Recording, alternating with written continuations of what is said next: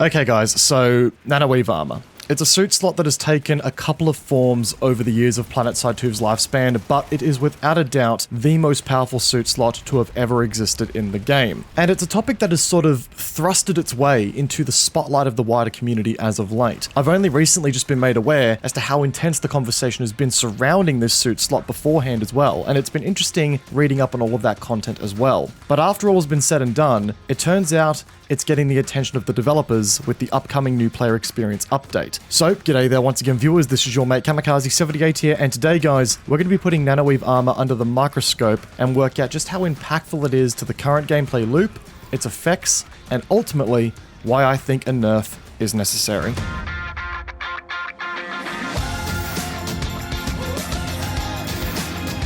Alright guys, so this is a big topic to cover. It's going to be a long video, so I recommend sitting back, getting comfy, maybe pausing the video and pouring yourself something strong to drink, because we're going to be here for a few minutes.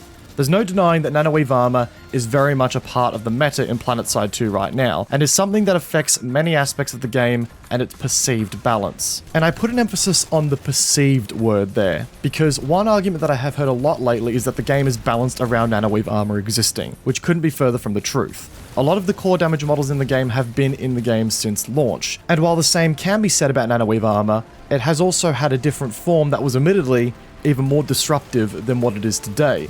But I digress. The point is, the game was not balanced around Nanoweave Armour, because if it were, it may as well have been a part of the core health pool. We're going to return to that point a bit later on. In saying that, the way in which players have adopted it into the game's current meta means that if you were to change it or even remove it per se, then the perceived balance of the game does change to those who are running it. And I don't mean to say that in a dismissive manner. Changing Nanoweave now for those who run it will impact playstyles. Once you run something for years on end, you become accustomed to it, and changing it can be disruptive from that perspective.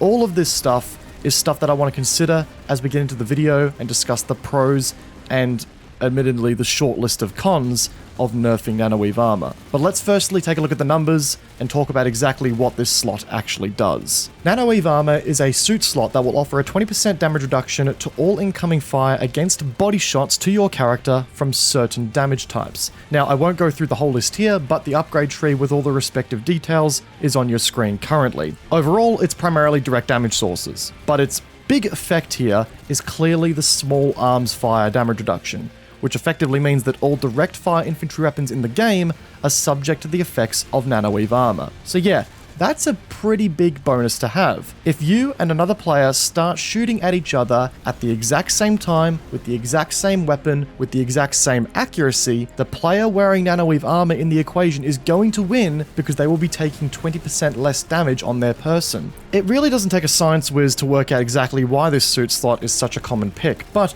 you know I like my numbers, so let's take a look at what its impacts are on effective HP, headshot multipliers, and effective time to kills. The 20% damage reduction gives you an effective HP of 1250 against body shots. Now, in addition to that, because Nanoweave Armour doesn't affect headshots, this means that headshots on a target using the slot provide an effective 2.5 times headshot multiplier, as opposed to the standard 2 times headshot multiplier that is in the game currently. So when you take this into consideration with bullets to kill, across all damage models in the game for infantry weapons, you will need an additional 2 bullets to kill a target with body shots. Now, there is an exception to this with 100 and 112 damage profiles, which is present on some light LMGs as well as in minimum damage ranges, and they will require an additional 3 shots to kill a target wearing Nanoweave. So, how does this affect theoretical time to kills? Well, on the Gauss Saw, which is a 200 damage weapon, you go from 0.48 seconds to 0.72 seconds. On the LA1 Anchor, which is a 167 damage model weapon, you go from 0.5 seconds to 0.7 seconds. The MSWR, aka a 143 damage model weapon, goes from 0.48 seconds to 0.64 seconds, with the LC2 Lynx, which is a 125 damage model weapon,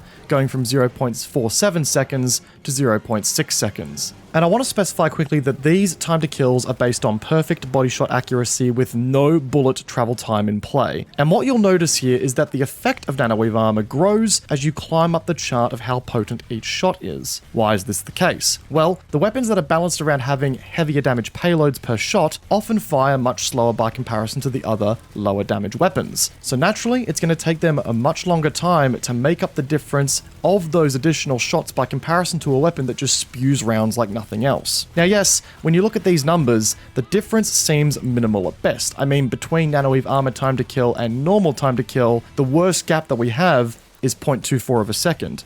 Hell, the reaction time of most players in this game isn't that fast. But these are theoretical stats. They assume best case scenarios for body shots only. When you start supplementing for player accuracy, which often ranges between none at all to 28-ish%, then the numbers bloom the same way regardless. The split in effective time to kill only grows further as you account for the fact that the perfect accuracy just simply doesn't exist. Nanoweave Armour in turn can make those additional 2 bullets to kill in maximum damage range feel like a lot more depending on player accuracy. So the realistic impact on how Nanoweave Armour affects gunplay is actually a lot more severe when you start looking at realistic combat scenarios. Now, considering a lot of the narrative surrounding Nanoweave has been directly tied to the conversation surrounding the new player experience lately, I want to get one thing clear right now. Because I know that there are some of you out there thinking Cammy is about to start making a claim that by removing or nerfing Nanoweave Armour, we'd be making a stride to saving the new player experience. But I want to set the precedent nice and early here.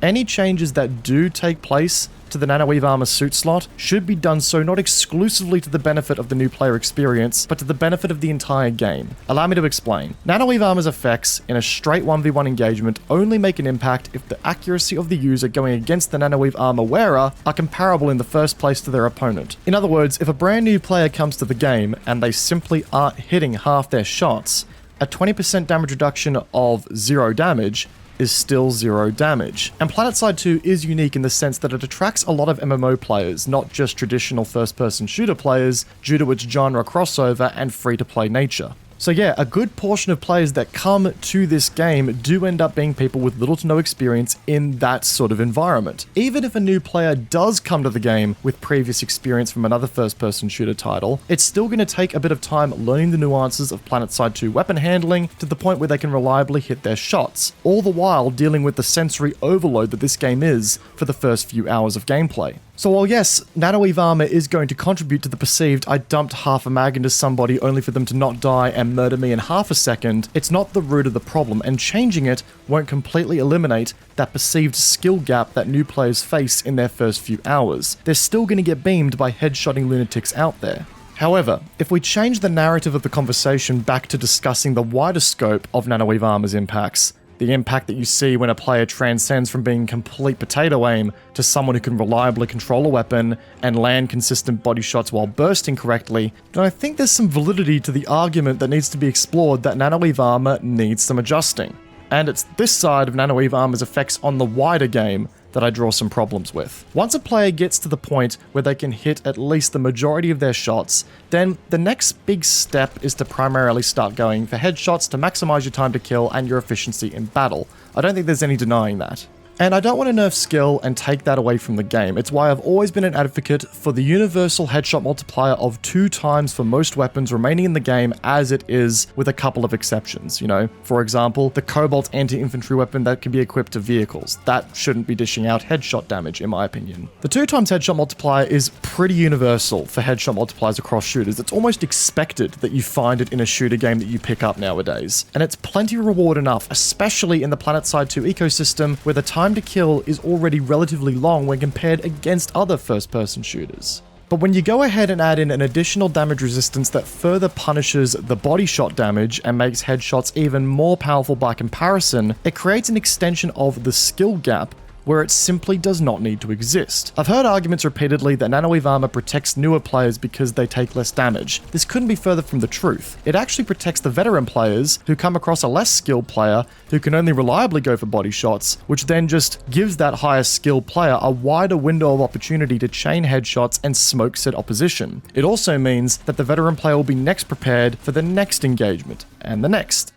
so on and so forth. If a high-skilled player running Nanoweave Armour who can chain headshots like no tomorrow comes across a group of unskilled players by comparison, they're just going to be able to chain those engagements faster with less downtime. It simply protects the already skilled player who has the advantage of already scoring heavier hitting headshots where they don't need it, and does nothing more than expand that skill gap between the average player and the top end player further, more so than it already needs to be. especially when it comes to the infantry combat aspect of the game within maximum damage ranges, which is where 99% of the objective-based combat takes place in this game. Now you see, the flow-on effect of that, guys, is that if you run anything other than Nanoweave Armour on your character, you are immediately punished for your decision, because there's a good chance you are going to come across somebody else who is running Nanoweave Armour. It's the most powerful ability, so why wouldn't there be? And surprise, surprise, you'll have to work harder than that player to come out on top, even if you two are evenly matched. And like it or not, that shouldn't be the way things in a game are scaled, where progression is based on player investment with an in-game currency. The absolute last thing you want to do to a player is punish their investment into an upgrade slot by having them find out they made the objectively wrong call. If a player drops, say, a couple of ranks worth of certs into advanced shield capacitor, only to find out that they should have been dropping one cert on Nanoweave Armour to remain as competitive as they can, that's a pretty harsh bite in the ass to go through, especially if they spent a couple of hours getting those certs in the first place. All the other suit slots in the game have their uses, but none of them directly influence moment-to-moment outcomes of gunfights quite like Nanoweave Armour does consistently. Which means, hey, if you plan on having as good a chance as possible at winning gunfights consistently, and you certed into anything other than Nanoweave, you made the wrong call 99% of the time. Here's the thing, guys. Nanoweave Armour creates an inconsistency of health values, so much so to the point where if you run anything else, you are passively disadvantaged. This is a statistical truth. Now sure, you can always aim for headshots, but please show me one player who has more than a 50% headshot accuracy without being simultaneously a banned account, and I'll go ahead and report them myself right now. The effects of Nanoweave Armour, no matter how hard you argue that players should just quote-unquote get good, will always be prevalent to different extents. So where do we go from here? Because I know there are some very passionate people out there typing up comments as we speak, telling me about how Nanoweave has created a meta that allows for a new and unique Planetside 2 ecosystem and its gunplay. And this is where I want to loop back to the perceived balance remark I made at the start of the video, guys, because while the core balance of the game doesn't change as weapons are still remaining as they are, the perceived balance does change for those who run the slot in attempt to counter certain threats. I'm not going to sit here, guys, and pretend that Nanoweave Armour, beyond its inconsistencies in the straight infantry versus infantry gameplay and its unnecessary skill bloom effect, doesn't reel some of the more annoying things in the game back from being totally unbearable. For example, Nanoweave helps to counter things like max suits with anti-infantry weapons, as the damage reduction gives you a better window for reaction times against enemy max suits. It also protects you against anti-infantry vehicle weapons like kobolds and basilisks. It also makes shotguns less consistent, and as much as I'm an NC main through and through, there's a certain part of me that doesn't really want to see shotguns become too much better in-game. Battlefield 4 is an example of a game where overtuned shotguns in larger scale shooters can be absolute menaces. And while yeah, it can be fun to be the one dishing it out, it sure as hell ain't fun being on the receiving end of it. One solution I've heard dropped a lot lately is that Nanoweave Armour should just become a passive thing. Everyone runs Nanoweave for consistency, and we should have the same experience that we have today. Now personally, I couldn't disagree with that approach more for a couple of reasons. Now, Lex PS2 has an excellent, albeit rather blunt video response to this concept, and I personally couldn't agree more with his thoughts, so I'm going to echo a lot of them here in this video. I will leave a link to the description down below for those who are interested in hearing his full take, but for me, this concept doesn't work because it maintains that the excessive headshot multiplier that Nanoweave produces stays in the game as is, and it normalizes that combat in this game at range is going to remain a bullet spongy mess that requires you to somehow out DPS the crazed maniac that is shuffling like nobody's business in an open field while sculling medkits for dear life. Which is another good point to make here. Any nerfs to Nanoweave Armour will also make shuffling a whole lot less effective. Quite frankly, I'm okay with that, guys. Hell, I know I'm not the best shuffler in the world, I'm not the best player in the world by a long shot, but I know that those who I have shuffled on successfully in the past must have been just about ready to sacrifice their monitor to the rage gods, because I know that's exactly how I feel every time I get successfully shuffled on. It's annoying, it's gameplay that feels janky and inconsistent, and it doesn't create enjoyable engagements for either party. If Nanoweave Armour helps to nerf the impact of shuffling, then I'm all for it. Another concern that props up a lot is any nerf to the slot will also impact the ability of counterplay and a player's ability to react to a surprise threat. One thing I like about Planetside 2 is my ability to counterplay opponents. In games like Call of Duty, for example, you're often dead before you even have a chance to react to a shooter, and in Planetside that is a different story. I stand by the mantra that it shouldn't be a case of whoever shoots first in a game should win, and with Nanoweave Armour nerfed, it does potentially close that window of opportunity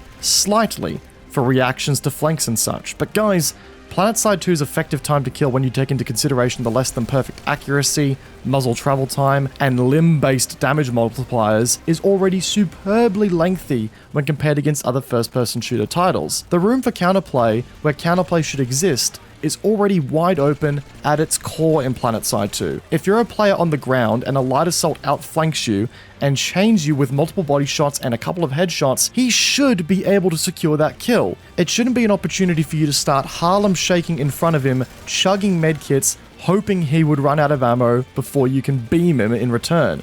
If a player surprises you and isn't that accurate out of the gate, then the slower time to kill of this game gives you a crap ton of room for counterplay. It's why I play Planetside 2 as it stands with or without Nanoweave Armour, because I know that if I get into a situation where there is a chance that I can make a comeback, it's possible. If I die before said counterplay can even take place, then that player just played well. There is not going to be an opportunity for counterplay at every point in time of your gameplay, and Nanoweave Armour shouldn't exist in the game as your excuse for that opportunity to exist, because that's just a bad crutch for bad gameplay on your end. But I just want to take a moment to loop back here, guys, because I did earlier say that I do see some validity behind Nanoweave existing for certain uses, as, for example, a counter to some of the cheese in the game, such as cobalts, maxes, so on and so forth. The solution to some of these problems might be making Nanoweave Armour only protect you against heavier ordnance like max suits and vehicle weaponry, and then you'd go ahead and make case-by-case balance adjustments on weaponry from that point on,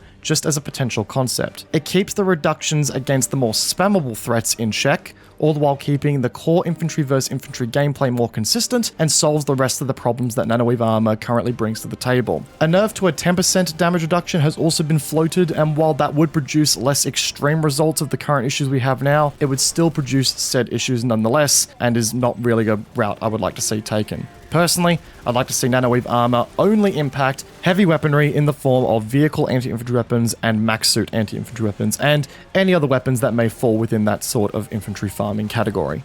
But yeah, guys, that kind of wraps up all of my thoughts in regards to Nanoweave Armour. I've listened to a lot of community content. I've looked at a lot of thoughts and opinions on where Nanoweave should sit and how it should impact the game as such. This is just where I stand with it. I think that overall, Nanoweave Armour, as it stands right now, is an unhealthy addition to the game. I think it hurts the overall game balance, and it makes things a whole lot less consistent than it should have to be.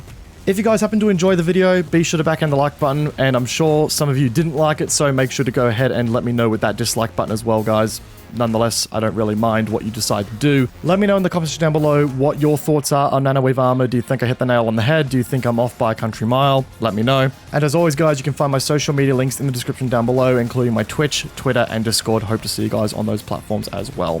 Once again, guys, hope you enjoyed today's video. Peace out, and I will see you in the next one for hopefully a slightly shorter video. Take care, guys. Have a good one.